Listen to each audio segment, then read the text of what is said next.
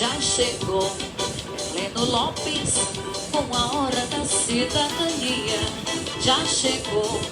Heleno Lopes, colocando seu direito em dia. Muito bom dia, meus amigos do Facebook. Bom dia. Bom dia, amigo do YouTube. Nós estamos aqui de novo para mais análise sobre a violenta infração dos ministros do Supremo Tribunal Federal à Constituição Federal. Eu quero dizer aos senhores que hoje é o dia 10 de março, quarta-feira de 2021.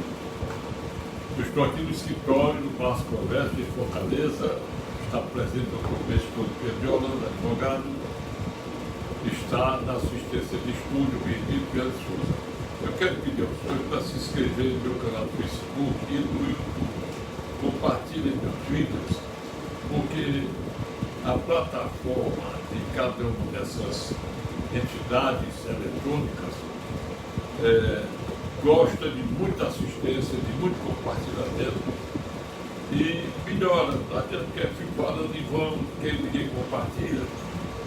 Quanto menos há de compartilhadores, pior é a situação do canal. Então eu quero ver se eu consigo muita gente para poder dar mais força ao meu trabalho e ajudar vocês pelo sistema de redes sociais.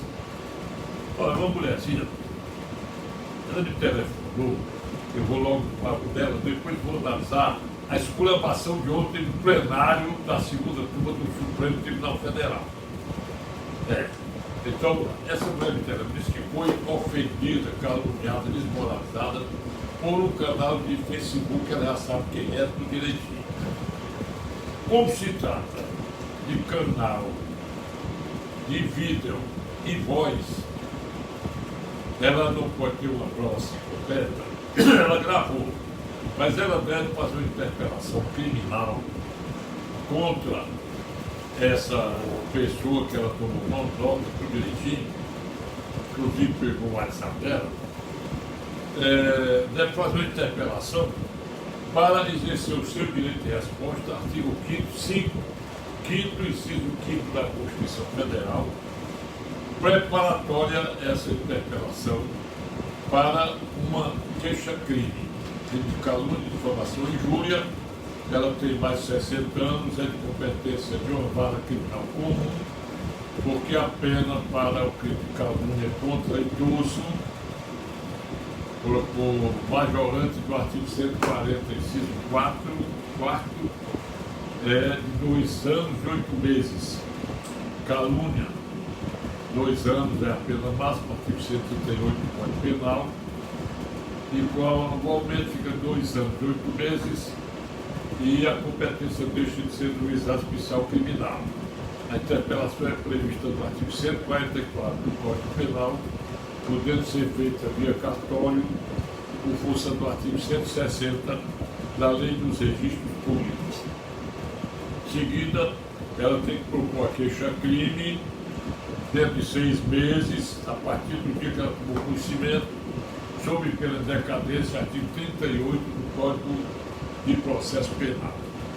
E também a atuação de reparação de danos morais, cuja prescrição é de 3 anos, artigo 206, parágrafo 3º do Código Civil, mas esse prazo, com a queixa-crime, ele fica suspenso, começa a coisa quando depois do julgamento da queixa, se ela quiser esperar o julgamento da queixa, por força do artigo 200 do Código Civil. Agora, senhores, eu vou perder um pouco de tempo, um tempo maior, para analisar tecnicamente esse circo criado pelos palhaços que desmoralizam a excelsa Corte Suprema de Justiça do Brasil. O Supremo Tribunal Federal merece ter ministros que respeitem o Brasil, respeitem a Constituição Federal. Nós somos a favor da instituição, Mas não somos a favor desses canalhas, que a gente tem que chamar de canalha, que compõem a Suprema Corte brasileira. E vou explicar por quê. Qualquer brasileiro fica indignado como eu estou indignado. Se não, vejamos. O Ministério Fachin, segunda-feira, dia 8, ele surpreendentemente, surpresa declarada pelo ministro Marco Aurélio de Mello, que disse que foi uma surpresa o julgamento dele, julgando em embargo de declaração opostos pelo indivíduo Luiz Inácio Lula da Silva.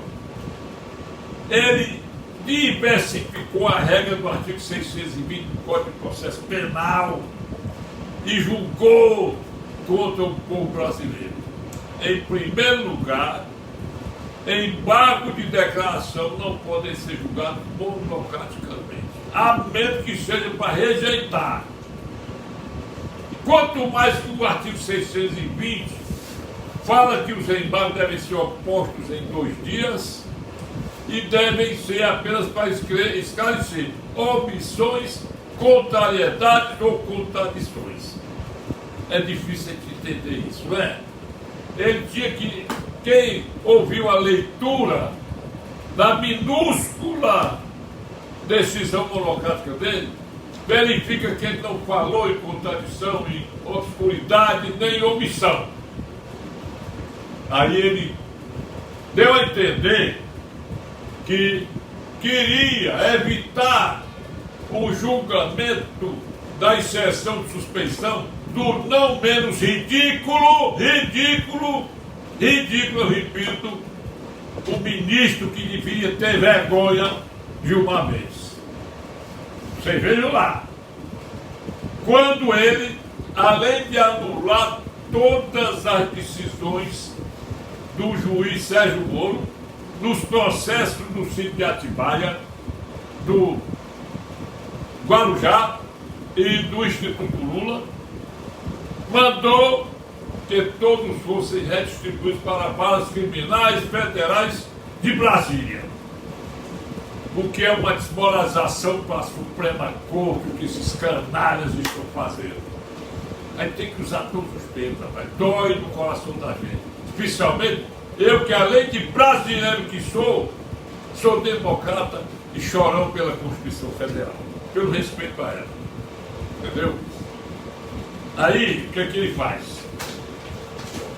Ele julgou a exceção de suspeição levantada pelo advogado do Lula, que é outro igual a ele, julgou prejudicado, ou seja, deu fim ao processo de habeas corpus que pedia o julgamento pela nulidade, pela suspeição do Sérgio Moro.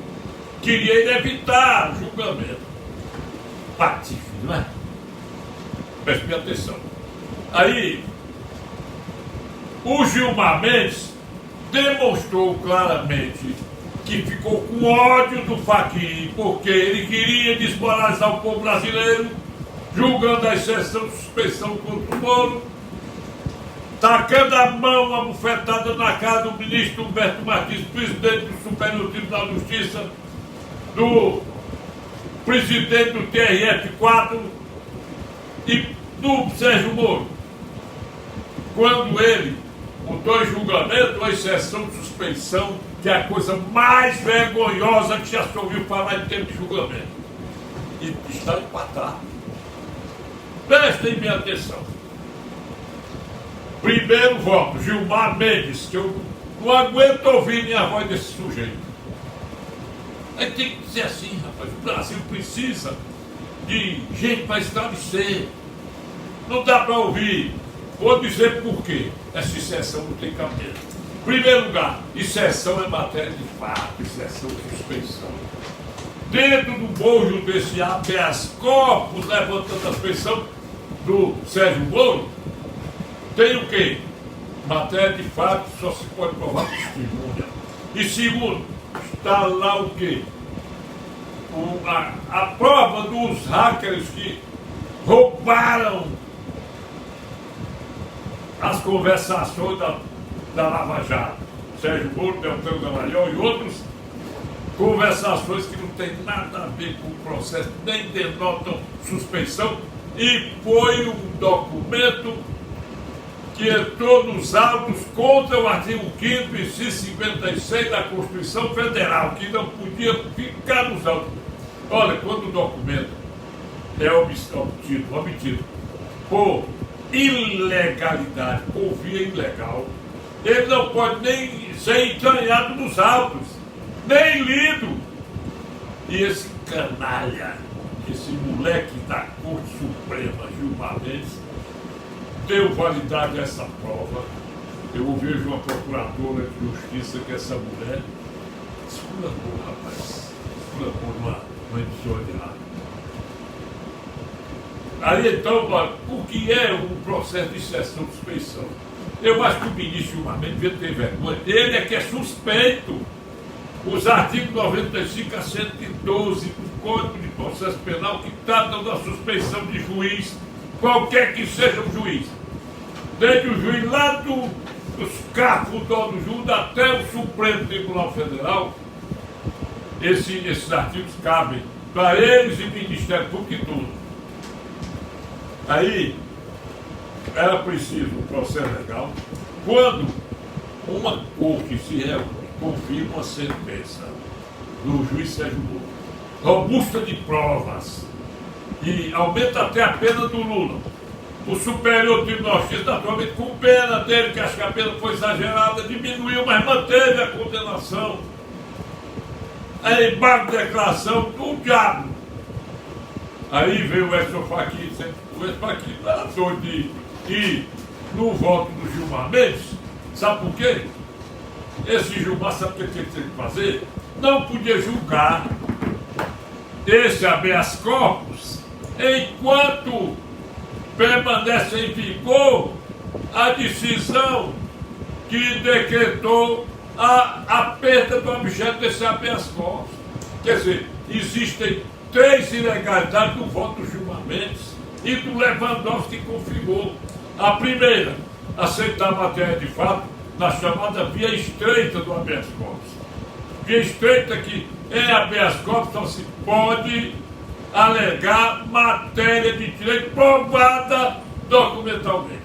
Exceção de suspeição, depois do julgamento da primeira instância, segunda instância e Superior Tribunal de Justiça, e só a mãe de quem é um ministro que não tem respeito nem a mãe dele pode acontecer. Aí, a segunda ilegalidade é apoiar uma prova ilícita, uma matéria de fato, e a terceira ilegalidade é julgar o que já está julgado. Que se o Edson Fachin, ministro que substituiu o Teori Zavascki como relator da Lava Jato, quando ele deu a decisão liminar e julgou prejudicado esse habeas corpus do Lula, está julgado. Aí um conflito de decisões. A Carmen Lúcia seguiu Edson Fachin. Naturalmente eu não ouvi o voto dela, naturalmente pelo meu entendimento. Eu não posso julgar uma coisa que já está julgada. Quer dizer, existem essas 3 ilegalidades. Agora, o Cássio Nunes Marques tem que se limpar. Tem que se limpar, porque só vem sujando o Brasil também com as decisões malucas dele. Ele pediu vista. Ele aí tem que examinar essas 3 posições. O habeas corpus não pode julgar exceção de suspeição, especialmente em matéria preclusa. Preclusa por quê? Porque a exceção de suspeição tem que ser proposta contra o juiz, perante ele, provar por testemunhas. Ele não tem nenhuma prova de suspeição. Como é que eu vou provar que o juiz é suspeito já quando o processo foi julgado por uma instância superior, que é o STJ? Então, o caso do Márcio, ele não pode julgar diferentemente. Vamos admitir que esse cara julgue seguindo o voto do Gilmar Mendes, porque o Gilmar, ele canta, passa vaselina no sujeito e pode conseguir que ele siga o voto dele. se desempatar com essa enorme violência à Constituição Federal, é o caos, está causando intranquilidade institucional, é um perigo iminente para o povo brasileiro. Um perigo. Porque nós não temos mais Constituição, nós temos uma porção de palhaços ocupando lá o prédio do Supremo Tribunal Federal, que está vazio, vazio de homens de bem. Não se pode tolerar uma coisa dessa. Contra essa decisão, no meu Código de Processo Penal que eu estudei e estudo, contra essa decisão, na decisão do Edson Fachin, vai caber, porque é monocrático, tem que ser para a turma que julgou, segunda turma. No caso aí, seria um agravo regimental contra a decisão do Edson Fachin. Salvo se tem alguma coisa estranha por lá. Agravo regimental, combinado com as normas de direito processual civil e processual penal, porque, de acordo com a interpretação do artigo 3º do Código de Processo Penal, aplicam-se as disposições do Código de Processo Civil aos processos penais quando for omissa qualquer situação. No caso do Gilmar Mendes aí, sendo 3-2 contra o povo e contra a Constituição, cabem embargos infringentes de nulidade julgado de acordo com o artigo 609 do Código de Processo Penal. Aí sim, aí deixa de ser esse embargo examinado pela segunda turma para ir para o plenário da Corte, porque o embargo infringente, de nulidade julgado, é um palavrão, só podem ser examinados pelo plenário. Por quê? Porque uma coisa é agravo regimental. Esse agravo é julgado pela mesma turma. E o embargo vem quando a decisão é por maioria. Agora, quando for julgado pela turma, se for por maioria, cabe também esse outro recurso de embargo infringente de nulidade julgado. Vamos esperar o que vai dar. Ontem eu me esqueci de uma coisa. Hoje eu ouvi das coisas que eu tinha dito ontem que talvez, se eu fosse promotor, desistisse até de recurso para poder começar tudo de novo com a nova denúncia do Lula, contra o Lula. Porque o despacho que recebe a denúncia, ele interrompe a prescrição, começa a coisa tudo novo.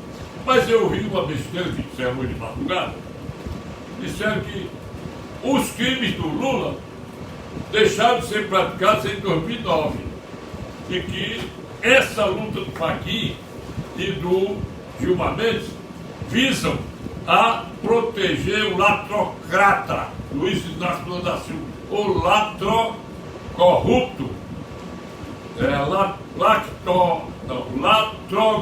latrocracia, governo dos ladrões, ou corruptocracia, que é o governo dos corruptos. Né, pessoal? Então, porque aí, na hora que esse processo transitarem em julgado essas duas decisões, extingue-se a punibilidade dele, extingue-se a pretensão punitiva. Por quê? Olha bem, o artigo 109 trata, no artigo 109, inciso 1º do Código Penal, que o prazo de prescrição é de 20 anos. O artigo 115 diz que, Código Penal, diz que quando o réu, ao tempo do crime, tinha menos de 21 anos, ou mais de 70 ao tempo da sentença, ele tem a prescrição reduzida de metade, 10 anos. Aí você, mas no tempo da sentença, significa dizer que não pode mais haver processo, porque a sentença fatalmente será quando ele já tem 70 anos. Agora, eu quero dar minha opinião, meu parecer, do ponto de vista.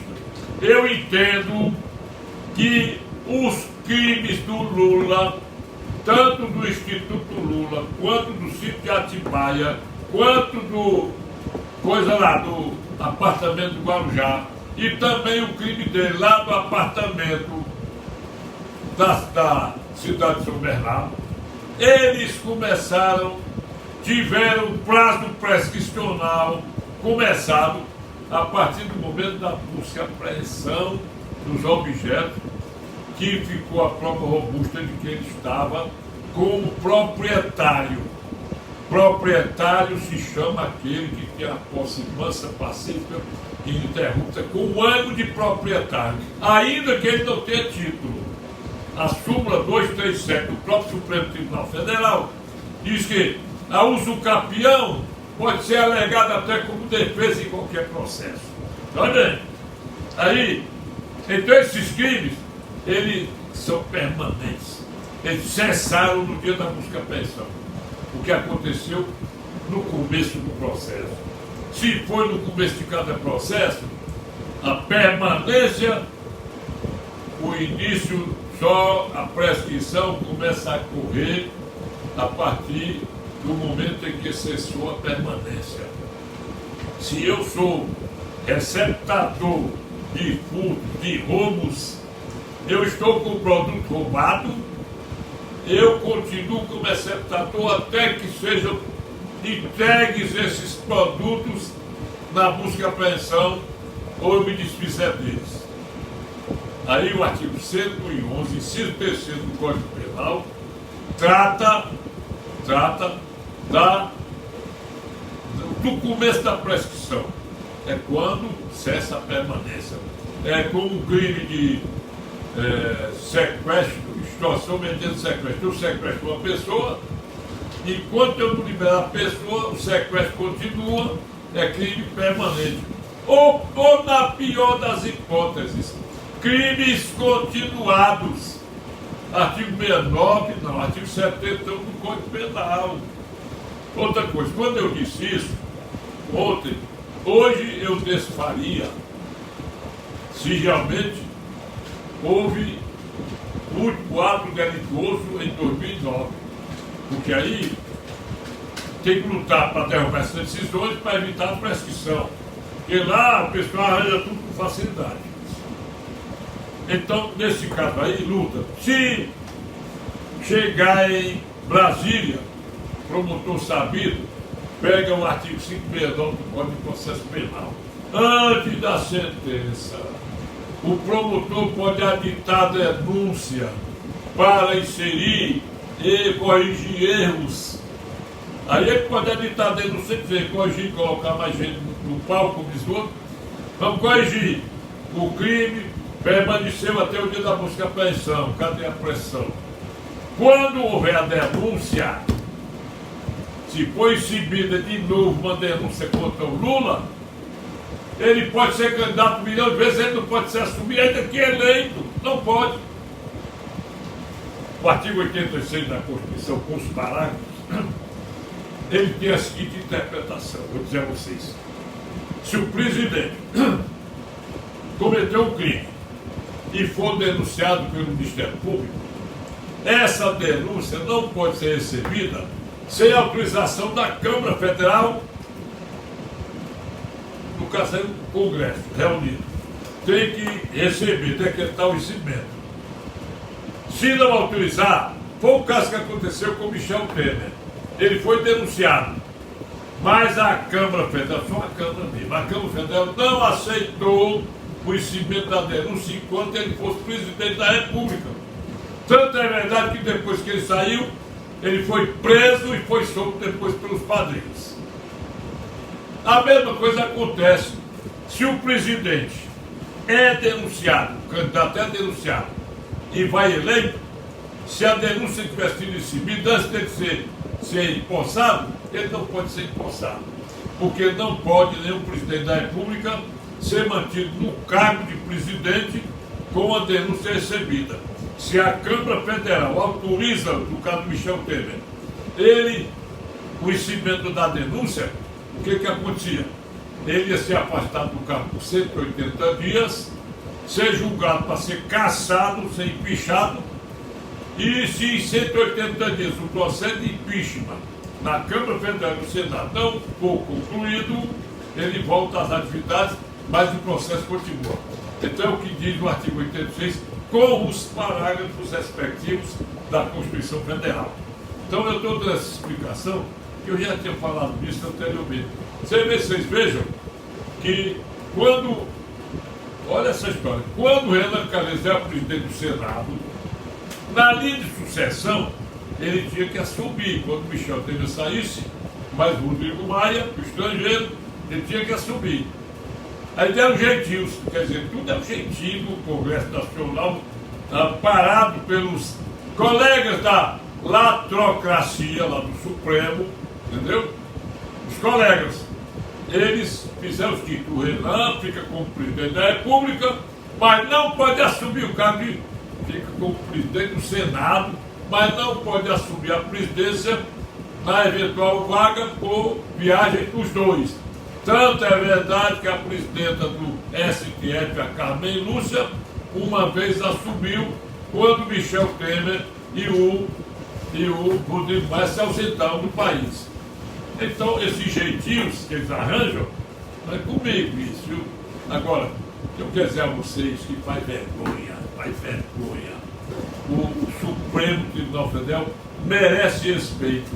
E os ministros dele estão transformando o prédio do Supremo em um picadeiro. São palhaços. Bom dia para vocês. Quer saber quem é que está na assistência? Quem está ao vivo aqui assistindo a esse meu produção? Liduína Procópio. Liduína Procópio. Bom dia. Fernando Machado. Fernando Machado. Só. Obrigado Só. a você. Mais tarde tem gente para ontem. Cheguei em casa, estava uma fila de gente que assistiu. Então eu quero pedir mais uma vez, compartilhem, inscrevam no canal, peçam para participar do meu Facebook, que eu concordo. Eu quero ver a multidão assistindo as minhas lives, porque eu digo a verdade dentro do direito. Obrigado a vocês. Peçam música no meu programa, Morrendo de Saudade, todos os sábados, Rádio Assunção, com Rádio Web Pazeu e RádioDMC.com, ou por uma simples mensagem pelo meu WhatsApp, mensagem de voz ou escrita pequenininha. Vocês podem pedir um assunto de direito que eu estou respondendo logo. Meu WhatsApp é 85999453883. Bom dia para você, J. Evangelista, aí em Itatira. Bom dia para você, a Cássia Sigela, Rio de Janeiro. Para você, Glorinha, São José dos Campos. E para vocês todos que estão na assistência dos meus canais de Facebook e YouTube. Bom dia e até amanhã.